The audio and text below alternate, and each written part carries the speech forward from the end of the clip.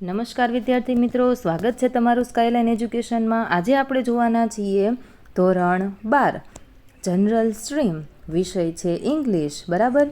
એની પ્રશ્ન બેંક જુલાઈ 2024, ઓકે, 29/7/2024ના રોજ તમારું જે પેપર લેવાના છે એની પ્રશ્ન બેંક, ઓકે।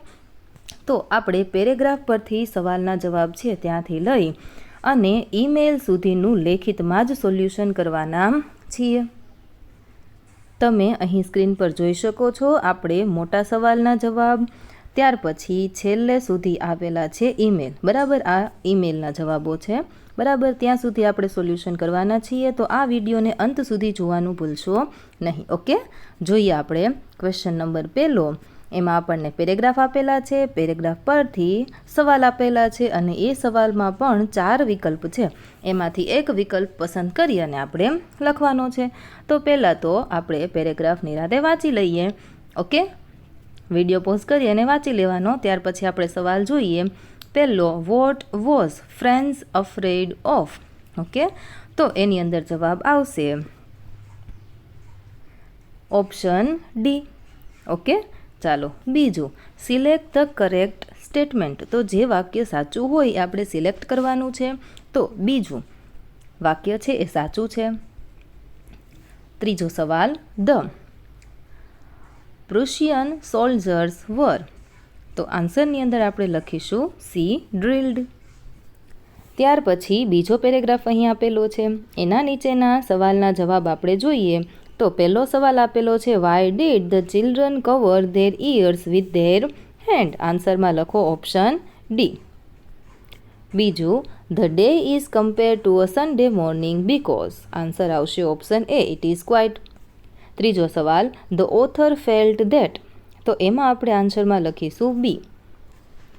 ત્યાર પછી ત્રીજો પેરેગ્રાફ, ત્રીજા પેરેગ્રાફમાં પણ પેરેગ્રાફ આપેલો છે, એમાં પહેલો સવાલ, the parents refrained from sending their children to school because, answer લખો ઓપ્શન બી।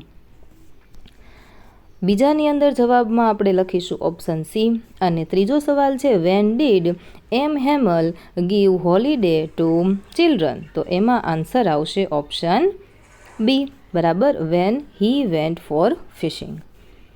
ત્યાર પછી ચોથો પેરેગ્રાફ આપેલો છે, એના જવાબો આપણે જોઈશું। પહેલો સવાલ,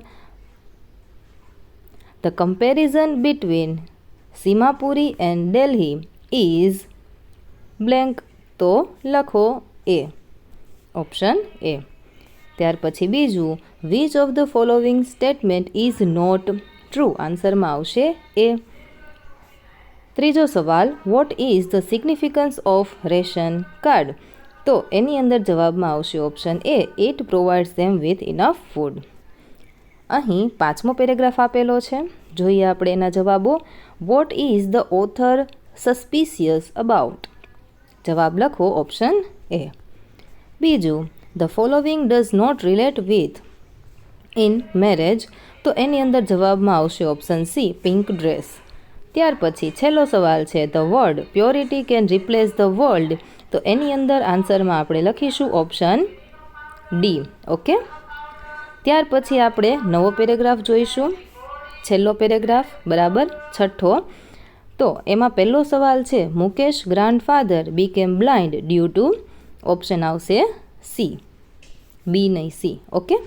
ચાલો ત્યાર પછી બીજું, what is the god given lineage according to the grandmother, જવાબની અંદર આપણે લખીશું સી, ટુ ક્લીન, ઓકે।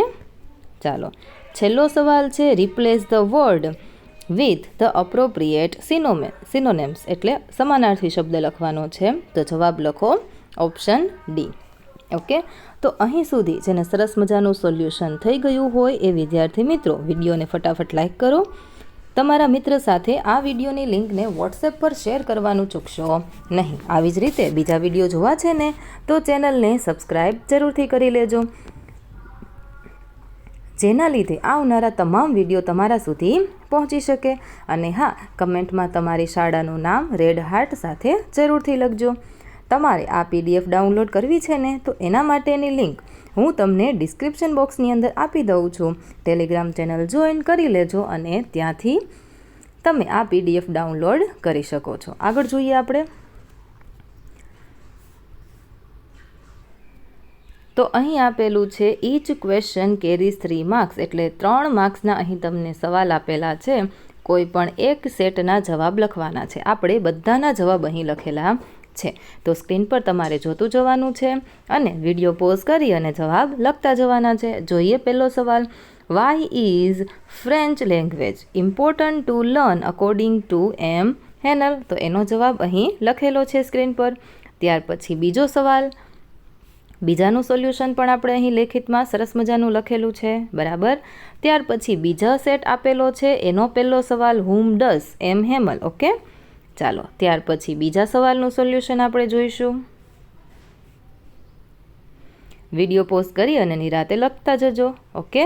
ત્રીજા સેટના બંને સવાલોના જવાબ જોઈ લઈએ.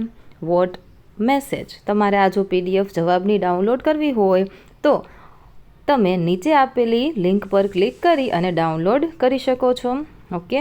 ત્યાર પછી બીજા સવાલનું સોલ્યુશન. ડન. ચાલો આગળ વધીએ સેક્શન B તરફ. તો એમાં પણ આપણને એવું કહ્યું છે select any 2 questions, each question carries 2 marks. તો હવે 2 ગુણના સવાલો અહીં આપેલા છે. પહેલો સવાલ. Write about the childhood fear which Kamala Das talks about. Okay, તો એનો અહીં આન્સર લખેલું છે.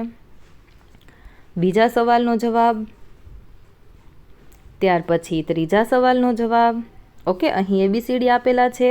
મેં અહીં 1 2 3 4 એવી રીતે નંબર મારેલા છે. ઓકે, ચાલો. ત્યાર પછી ચોથો સવાલ અને પાંચમા સવાલનું પણ આપણે સોલ્યુશન અહીં લખેલું છે. ઓકે, ચાલો. હવે ત્યાર પછી શું આપેલું છે? તો કે select any 1 of passage, each question carries 1 mark. તો ફરીથી અહીં શું આપેલું છે આપણને? પેરેગ્રાફ. એની નીચે સવાલ આપેલા છે, પણ સવાલની નીચે આપણને ઓપ્શન આપેલા નથી. તો આપણે આ સવાલના જવાબ પેરેગ્રાફમાંથી શોધીને લખવાના છે. તો ચાલો ગોતવા માંડીએ. પહેલું છે why did the author not agree with president? તો એનો આન્સર અહીં લખેલો છે the author believed there was a 3rd level at Grand Central station, contrary to the president's claim that there were only 2 levels. The author's personal experience led them to this belief. બીજો સવાલ. what does waking dream wish fulfillment mean? તો અહીં એનો જવાબ લખેલો છે. ત્યાર પછી બીજો પેરેગ્રાફ, એના પણ 2 સવાલો. પહેલા સવાલનું સોલ્યુશન અને ત્યાર પછી બીજા સવાલનું સોલ્યુશન આ બાજુ. ઓકે, ત્યાર પછી આગળ વધીએ. ત્રીજો પેરેગ્રાફ, એના 2 સવાલો. પહેલો સવાલ છે whom is the above letter addressed to? તો આન્સર લખો ચાર્લી એન્ડ લુઇસા. બીજું what is the writer witnessed at Daly's? Okay, તો અહીં એનો જવાબ લખેલો છે. હવે આપણે આવી ગયા છીએ સેક્શન C તરફ. તો એના જવાબ જોઈ લઈએ. ત્યાર પછી તમે અહીં જોઈ શકો છો આપણે ઈમેલના જવાબ પણ લખેલા છે. જોઈએ તો અહીં આપણને 4 વિકલ્પ આપેલા છે. આપણે આખા પેપરનું લેખિતમાં સોલ્યુશન કરવાના છીએ અને તમારે આ 4 સવાલના જવાબ કમેન્ટ બોક્સની અંદર લખવાના છે. વિકલ્પો જ છે અને તમે પાઠ ભણી ગયેલા છો તો તમને આના જવાબ આવડતા જ હશે. તો આ 4 સવાલનું સોલ્યુશન આપણે નથી કરતા. આગળ વધીએ છીએ પ્રશ્ન નંબર 6 તરફ, બરાબર. એના લેખિતમાં જવાબ આપણે જોઈશું. તો પહેલો સવાલ છે France was in great dread of scolding. તો એની અંદર જવાબ આવશે ફિયર. શું આવશે? તો કે એને ડર લાગે છે. ત્યાર પછી બીજું છે તો બીજાની અંદર જવાબ આવશે all at once. All at once. ત્રીજું છે એની અંદર જવાબમાં લખો રિલાઇડ ઓન. ચોથામાં જવાબ લખો ડિલેઝ. ઈ છે એની અંદર જવાબમાં આવશે ફોર સેકન્ડ સ્ટેટ. એફ એની અંદર જવાબમાં લખો અપિયર્સ ટુ બી ઇમ્પ્રેક્ટિકલ. ત્યાર પછી જીની અંદર આવશે પરમનેન્ટ સ્ટેટ પહેલું. ત્યાર પછી H the game he is watching so. એની અંદર જવાબમાં લખો બિયોન્ડ હિઝ કેપેસિટી. ઓકે, ત્યાર પછી આઈ, એના જવાબમાં લખશું આપણે ટાયરસમ લેબર્સ. ઓકે, અને છેલ્લું છે એમાં જવાબમાં આવશે ઇન્ફોર્સ્ડ. ઓકે, તો સરસ મજાનું સોલ્યુશન થયું ને. તો હજુ સુધી જો વિડીયો લાઇક કરવાનો બાકી હોય તો ફટાફટ કરી દેજો, કારણ કે હવે આપણે પહોંચી ગયા છીએ સેક્શન ડી અને ઈમેલના સોલ્યુશન કરવાના છીએ. ખૂબ જ સરળ રીતે અને સારા સોલ્યુશન આપણે અહીં લખેલા છે, તો ફટાફટ લાઇક કરી દેજો. તમારા મિત્ર સાથે આ વિડીયોને વોટ્સએપ પર જરૂરથી શેર કરી દેજો, એટલે એમને પણ ઈમેલ સુધીનું આખા પેપરનું સોલ્યુશન સરળતાથી મળી શકે. ઓકે, તમારી શાળાનું નામ અને રેડ હાર્ટ કમેન્ટમાં તમારે લખવાનું છે. ચાલો ફટાફટ લખી દેજો. અને હા, 4 ઓપ્શન બાકી છે, એના તમારે જવાબ પણ શોધી અને કમેન્ટ બોક્સમાં લખવાના છે, એટલે બધા વિદ્યાર્થી મિત્રોને મળી જાય. હું તમને ત્યાં આન્સર આપી દઈશ કે તમારો જવાબ રાઈટ છે કે રોંગ. ઓકે, ચાલો હવે ઈમેલ આપણે જોઈ લઈએ. અને હા, ચેનલને સબસ્ક્રાઈબ કરવાનું ભૂલશો નહીં. ચાલો, પહેલું શું આપેલું છે આપણને? ઈમેલ ઓર રિપોર્ટ, બેમાંથી ગમે એક. ઓકે, જોઈએ. Right an email to your friend inviting him or her to your house warming ceremony. Okay, તો તમારે તમારા ફ્રેન્ડને તમારી ઘરે પાર્ટી છે એના માટેનું ઇન્વિટેશન આપતો લખવાનું છે ઈમેલ. બરાબર, તો ચાલો પહેલાં તો સબ્જેક્ટ લખી લેજો, ઉપર ઈમેલને એવું લખવાનું છે. તમને ઈમેલનું ફોર્મેટ તો ખબર છે ને, એ પ્રમાણે લખવાનું. પછી શરૂઆત કરવાનું સબ્જેક્ટથી, તમારે લખવાનું હાય, પછી તમારા મિત્રનું નામ લખી દેવું. ત્યાર પછી આવી રીતે બ્રીફમાં લખવાનું સ્ટાર્ટ કરી દેવાનું. કઈ તારીખે પાર્ટી છે, કયા ટાઈમ પર પાર્ટી છે, એ તમારે જાતે લખવાનું છે. એટલું તો તમે લખી જ શકો. બરાબર, ચાલો, અને છેલ્લે લખી દેવાનું બેસ્ટ, પછી તમારું નામ, એટલે આપણો ઈમેલ પૂરો. ત્યાર પછી બીજું, write an email to municipal commissioner of your area informing him or her about the potholes on the roads. ખાડા પડી ગયા છે તમારા રોડ પર, એને લગતો તમારે અહીં ઈમેલ લખવાનો છે. તમે સ્ક્રીન પર જોઈ શકો છો એ પ્રમાણે તમારે લખવાનું. અહીં છેલ્લે તમારું નામ, તમારું એડ્રેસ અને તમારા કોન્ટેક્ટ નંબર. ઓકે, ચાલો ત્યાર પછી આગળ વધીએ. ત્રીજો ઈમેલ આપેલો છે, write an email to the librarian of your school recommending a list of books to buy for school. તો તમારે લાઇબ્રેરિયનને ઈમેલ લખવાનો છે બુકની લિસ્ટ આપીને, કે આટલી બુક છે એ આપણે આપણી લાઇબ્રેરીમાં રાખી શકીએ.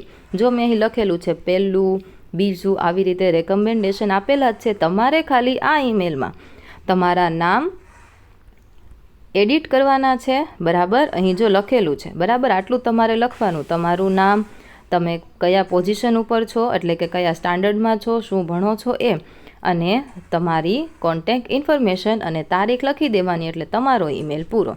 ત્યાર પછી ઇન્ડિપેન્ડન્સ ડેનો આપેલો છે. ચોથો સવાલ ખૂબ જ ઇઝી છે. બરાબર, આ પીડીએફ જોઈતી હોય તો નીચે લિંક આપેલી છે, ત્યાંથી ડાઉનલોડ કરી દેજો. અને યોગા ડે સેલિબ્રેશન, છઠ્ઠો ઈમેલ પણ અહીં આપણે લખેલો છે. ઓકે, તો વિડીયોમાં ખૂબ મજા આવી ગઈ હોય તો વિડીયોને લાઇક કરી દેજો, તમારા મિત્ર સાથે શેર કરી દેજો, અને આવી જ રીતે બીજા વિડીયો જોવા માટે ચેનલને સબસ્ક્રાઈબ કરી દેજો. આ વિડીયોને અંત સુધી જોવા માટે તમારો ખૂબ ખૂબ આભાર.